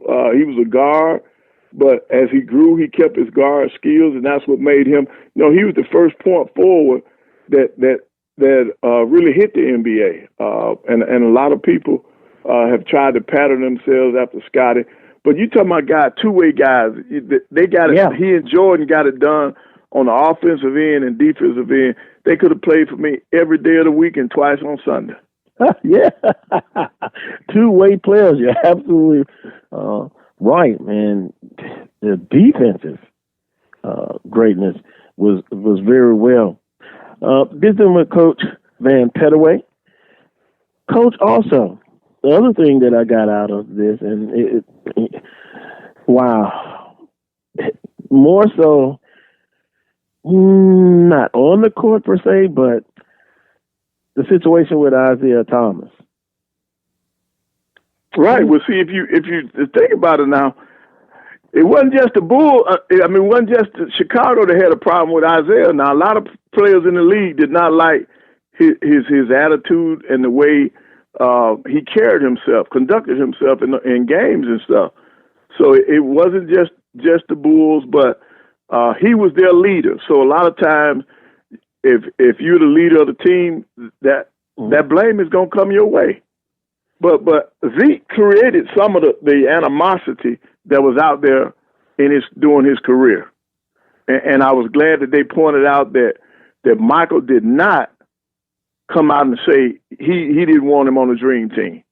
I'm glad that came out because for years they kept saying that, and Michael didn't have anything to do with saying specifically that if Isaiah is on the team, he's not playing. But I do know this. Without mentioning any names, it's been said that Michael did say, well, I'm only going to play with certain people,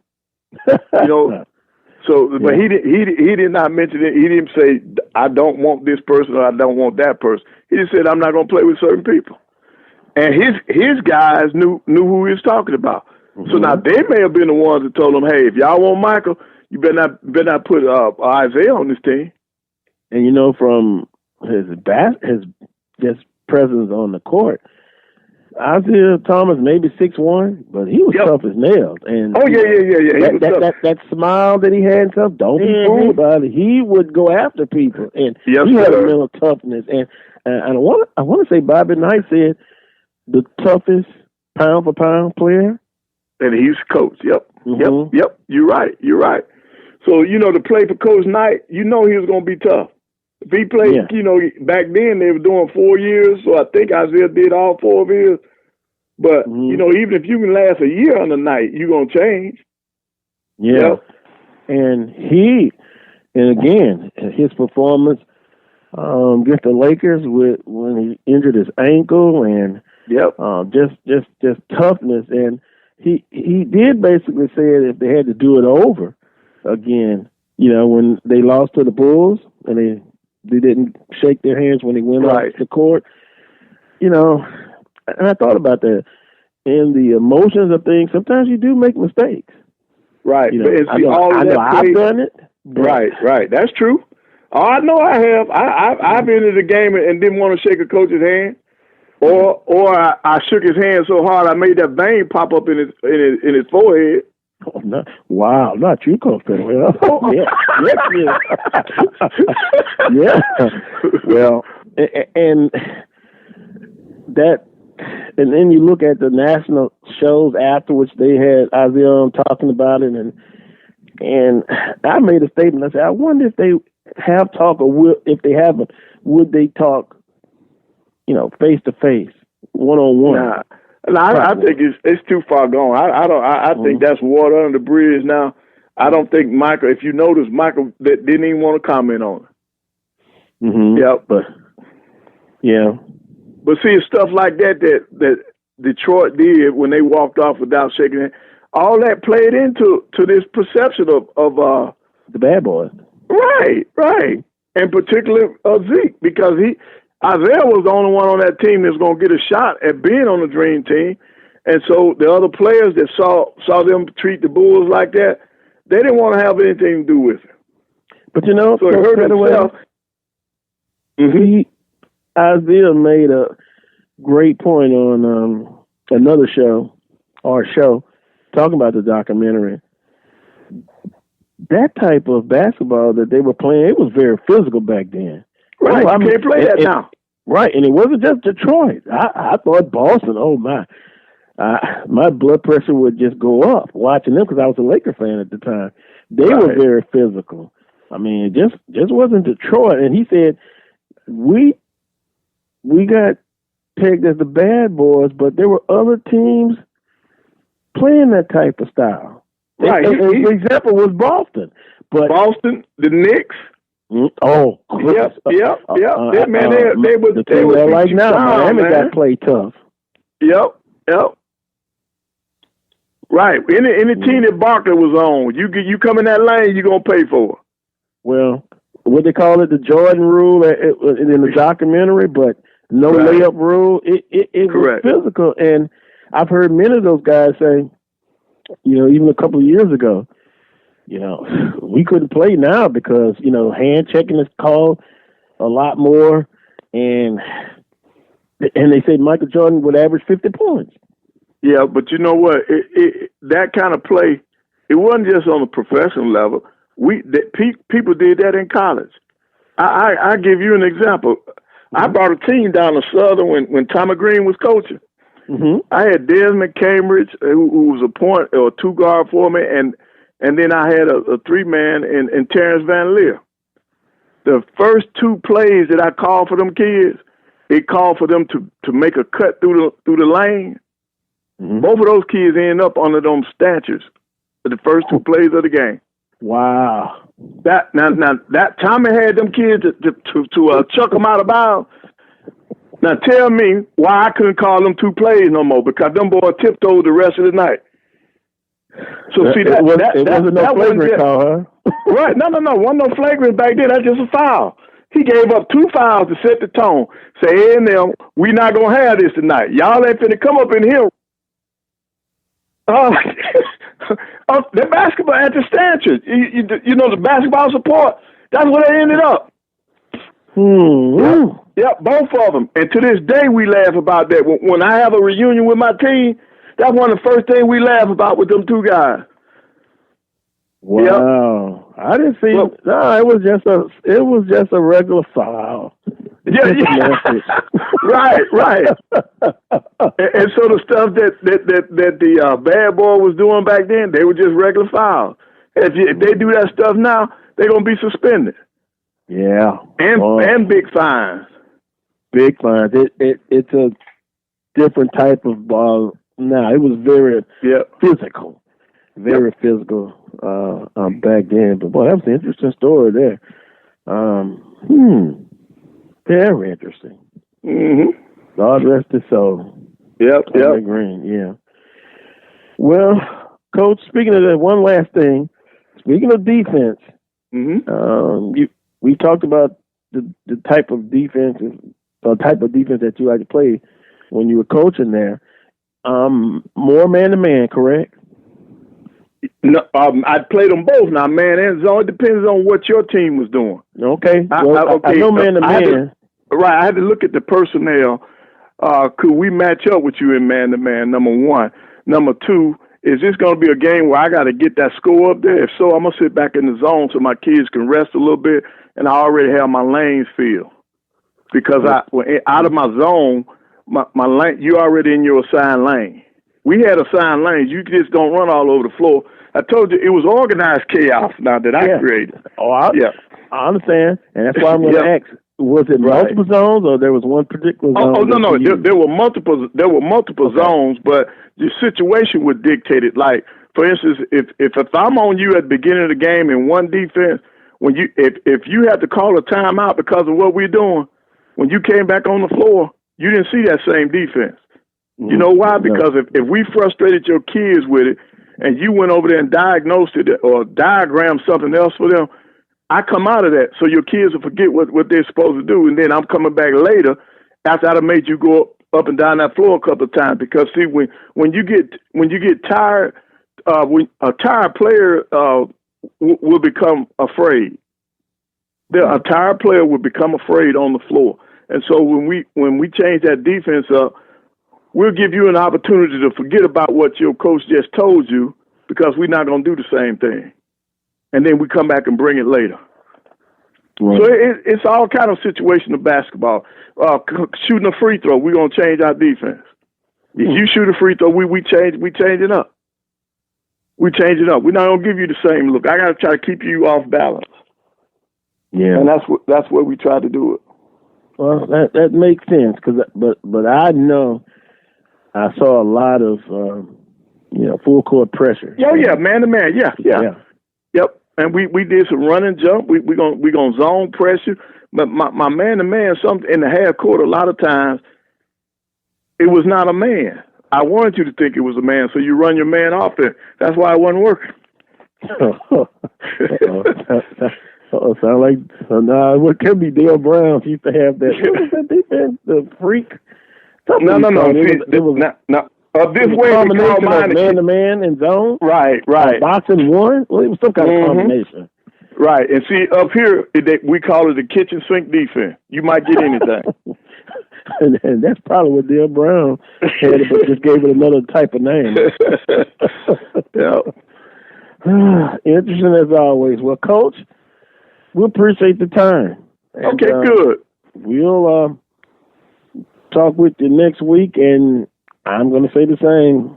Stay safe, you and your family. All right. We'll talk again next week. Enjoy the rest of your weekend. Okay, God bless you guys, and everybody be safe. Thank you. All right, thank you. That was Coach Van Pettaway joining me, as always, on the Carlos Brown Show. I'm going to take a quick time out. Let's get Charles Edmond in. I'll get his thoughts on Marino. Of course, he knew him well.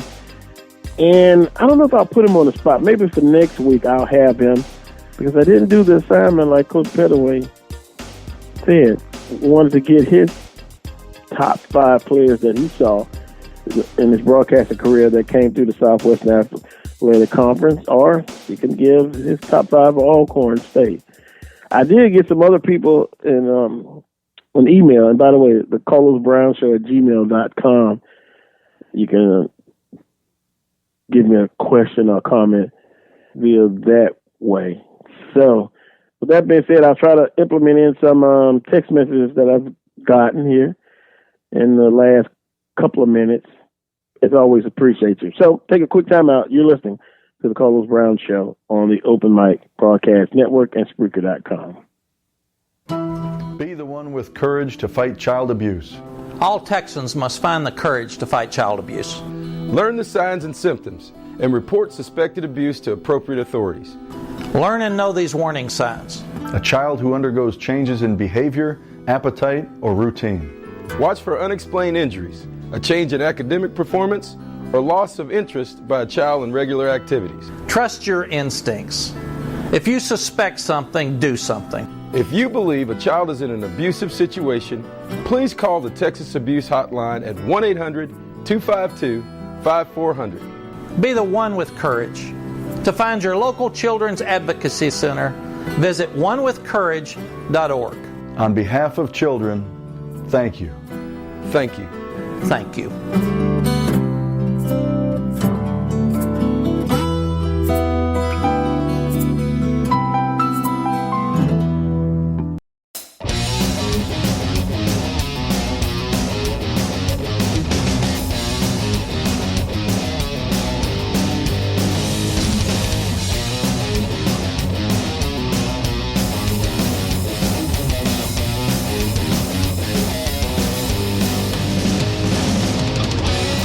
Welcome back to this week's edition of the Carlos Brown Show, the final segment, right here on the Open Mic Broadcast Network and Spreaker.com. I'm going to visit now with Charles Edmond of the Alcorn State Radio Network. Charles, good morning to you, sir.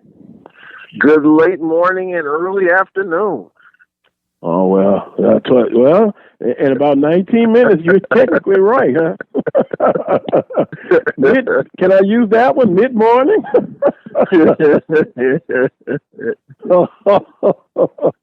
I had an assignment for you from Coach Pettaway, but we're going to give you next week to give you some time to think about it.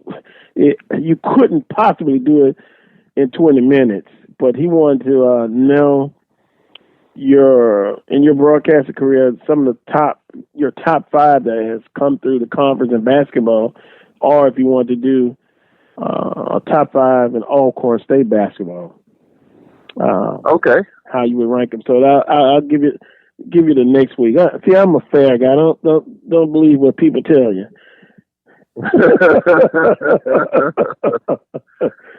That's why I flunked pop quizzes when I was in school. You know, our teachers would throw a pop quiz on you. I was horrible at that because I didn't know what in the heck I was doing. So they threw it on me and I threw it right back at them in terms of no. Yeah. One of my friends said pop quiz, that's what it means. It's to try to see if you're always paying attention. If not, it could get you. Yeah, pop up on you. It did.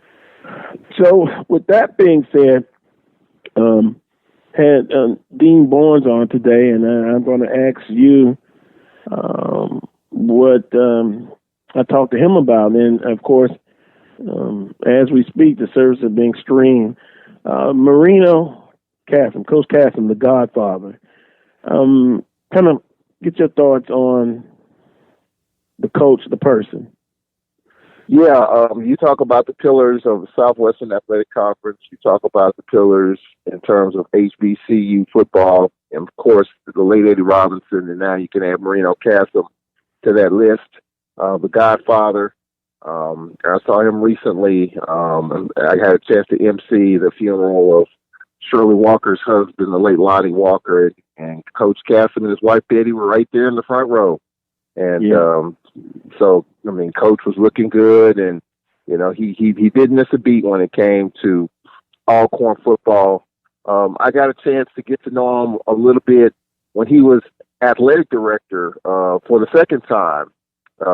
Twice he was AD at Alcorn, and my first 12, 13 years there, he was named interim AD, and he got a chance to sit down and talk with him. And one of the first things he talked about, and he took over a program that was going through tough times. And one of the things that stood out to me even to this day, he said, let me tell you something. Tough times never last, but tough people do. And, that's kind of an old cliche. It's the first time I've heard it with my own ears. And he said that to other people too, and it kind of caught him by surprise in terms of how true that is. So, Coach definitely, he was all Arcanite, true and blue, Alabama State, of course, Southern, and what he meant to the conference. I mean, he didn't miss a home football game. Him and his wife remember the 1871 club, and their box was right next to ours up in Spinks Castle Stadium. So, he didn't miss a beat despite his situation. He didn't complain. He took hugs, kisses, smiles, took pictures, and you see plenty of those on social media. One of the stories that I've heard secondhand about Coach Castle, and it's kind of interesting. Of course, we know Coach was a big man, and he carried it well. He carried it well. And one of his assistants, who passed away several years ago, his name was O.C. Brown, told me a story one day when he was on Coach's staff, that after practice one day, a guy came to the back of the gym, the practice facility area. He was riding a horse. So Coach was looking at this horse, and this was a pretty looking horse, well groomed, looked like something out of the Kentucky Derby.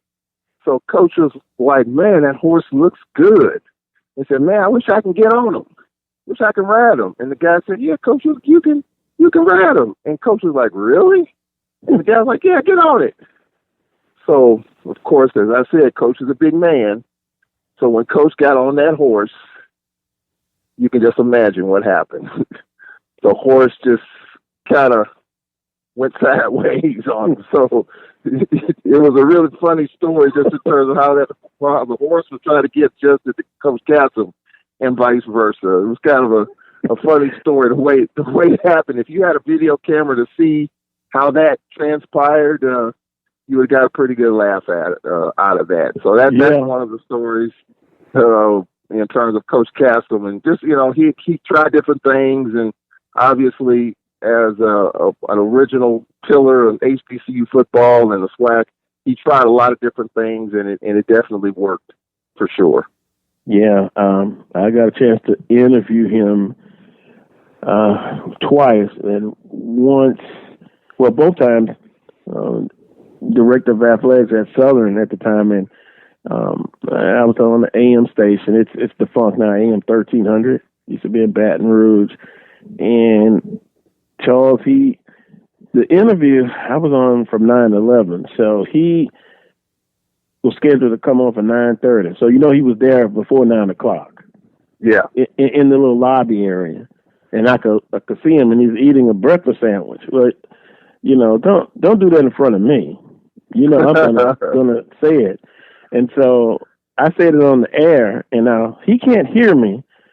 But during a break timeout and motion for him, people to get him into the studio, he was like, "Why did you tell him I'm eating before I get here? I'm trying to watch what I eat." He said, "You tell everything," and then we laughed about it. But he was one guy that I was always serious around him. I was intimidated. I'll be honest. And the first time interviewing him, knowing of him, it was intimidating. But after you get to know him, I had nothing to worry about. He was down to earth, but now he's going to tell you how he feels about subjects, and he's not going to bite his tongue. Let me add that as well, Charles. Did you find him that way as well? Yeah, I absolutely did. I mean, he would speak his mind, and whatever you thought, so what? I mean, because he had the cachet to speak what was on his mind, and most of the time he was right in terms of just his professional career, what he was able to lay out, just getting ahead of the curve on a lot of things during those great days of the Southwestern Athletic Conference. So he expected your respect, he commanded it, and he definitely earned it. Yeah. Well, he has journeyed now from this physical place we call Earth. So he's going to be remembered, and his legacy will live on, most definitely. And I'm glad I had a pleasure to interview him and interact with him. And I'll always cherish and remember those moments. Charles, I must confess something. There are a lot of social media discussions going on, and I ran across one thread they were talking about, do you think they're going to have football? And I looked, I saw some people I know, and I said, let me check out what they're saying. And I saw your answer about this football season. And I said, well, Charles is consistent. Charles has called games for a long time. Charles Edmond wants to see football or sport in some aspect. Am I correct on that, or am I off base? You are 1,111% correct. Mm-hmm. I do want to see football in some shape, form, or fashion, whether it be high school, whether it be college, whether it be NFL. I mean, not only me, but I think society as a whole wants to see football. I know some people sitting on the edge of a cliff right now, and if there's no football, they're gonna jump off the doggone cliff. I mean, that's just where people are mentally and emotionally about this. I'm reading what commissioners are saying, but I think now what you're hearing of late is what college presidents are saying. As we all know, commissioners report to presidents. The NCAA president reports to the presidents. So what you're hearing and what you're reading from certain presidents, especially in the Power Five, especially now, I mean, it's ebbs and flows. What you're hearing for some presidents, like, we're going to have football. It may not be on time, but we're going to have football. And I think we can all safely say, those of us who cover football inside and out, financially, Carlos, it would be a catastrophe if there's no football at all, even if it's late.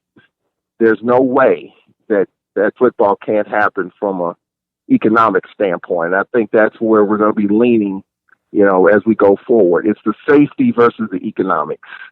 And I think, maybe someone needs to do a poll in terms of, once things open up, are you safe? Or do you feel comfortable with going to a SWAC football game? Once things, once we get the all clear. I mean, even though you get the all clear, you feel comfortable with doing that when football opens up. I think that'll give us a good litmus test, because I think it's a twofold thing. Yes, you're going to have football, but are fans comfortable with going into a stadium with 25, 30, 70,000, 100,000 people? I mean, that's the other part of this that you're hearing now. So I do believe that there's going to be football. Will it start on time? Some presidents say yes. Personally, I'm not so sure. I think still more data has to be collected. States are opening up, and then you're seeing, more cases, more cases of this, and states are opening up. You can't afford to keep opening and closing the door on this thing. You can't open states up and close it back. I mean, you just can't keep doing that. So at some point, you got to come to a head on this thing at some point, somewhere, at some time. And I think from the NCAA perspective, in my opinion, I think in the next 30 to 45 days, you're going to hear a whole lot on whether or not football is going to start on time or not, and how it's going to look like. Because if we just look in the geographical print right here in the conference, we'll just use that for example. And I pulled up an article again that I had been saying I was going to get into it, but one thing about these type of articles, you can still talk about them next week and the next week. Within the story, and it's basically the article. I say story article, the Advocate. If you can get a chance, I posted it on my Facebook page and the show Facebook page. Southern pondering possibilities for athletics as pandemic ushers in issues, comma, unknown. And then you go, and by the way, the article is produced by Robin Fanbro, a staff writer. She usually covers high school sports. But within the article, they have other what ifs. And it simply says this, Charles, and please be patient with me. Since the pandemic shut down Southern's campus in March, Banks said there has been a deep cleaning of all facilities, including those used by the athletic department. Banks ponders what a game day situation would look like. Could portable restrooms become a monitoring station? How many hand sanitizer stations would be needed at each facility? How will concession stands prepare and serve food? And how will cleaning of locker room, weight rooms, the training room, and other areas change? Banks says, and I quote, I've got a staff looking at videos that show how different products work to clean and sterilize. Obviously, this is not a question of should it be done. It is a must now. In some ways, this COVID-19 situation will be like starting over. That's just what if. That's, support staff. We're not even talking about fans yet, but if it comes to the point that they have fans in there. And then back to my original point, Louisiana, Texas, hotbeds, as far as the confirmed cases and deaths. Alabama, Mississippi.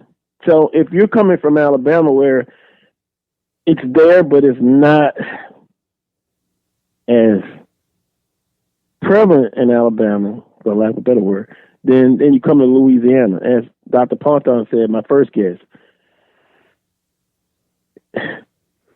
you're traveling. You're coming into Louisiana. You're coming to Baton Rouge to play a football game. Are you comfortable with the institution's handling of the situation? So it is, I'm saying all this to say, it is a lot of unknowns. And the question you ask, if you ask me, I'm not comfortable. Even if a vaccine is found within, say, July, which that won't happen. I'm just not comfortable doing it. I have put in my mind the possibility of just not going to an event, even if they have it. I have to think about that seriously. And I've thought about it and I've come to that conclusion. But that's just me.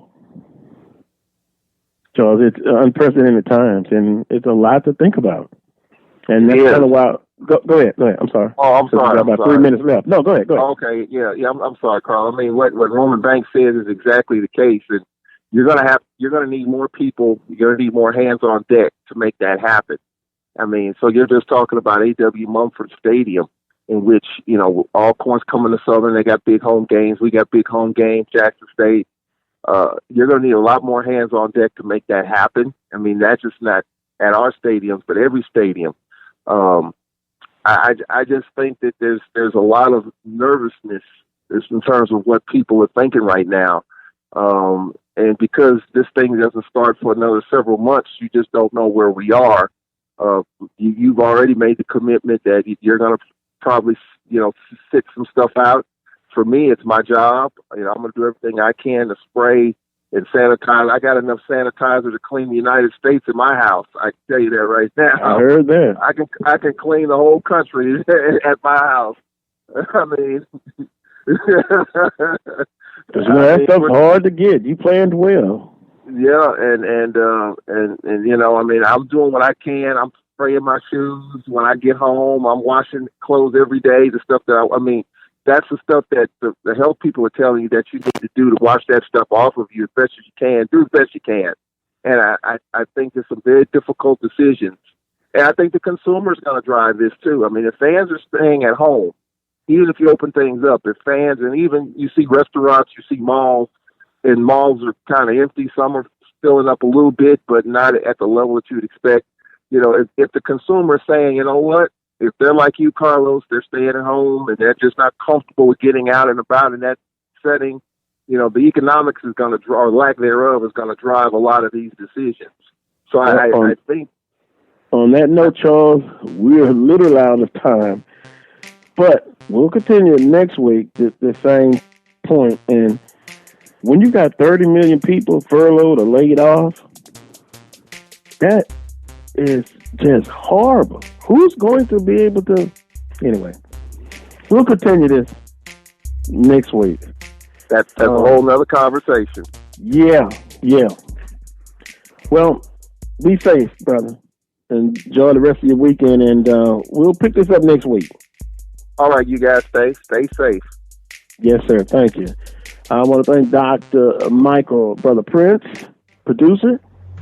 Also, Dr. Rusty Pontar for joining us. Also, Dean Barnes, Coach Van Pettaway, and Charles Edmond. You heard Charles, and I'm saying it too. All of you out there, please be safe.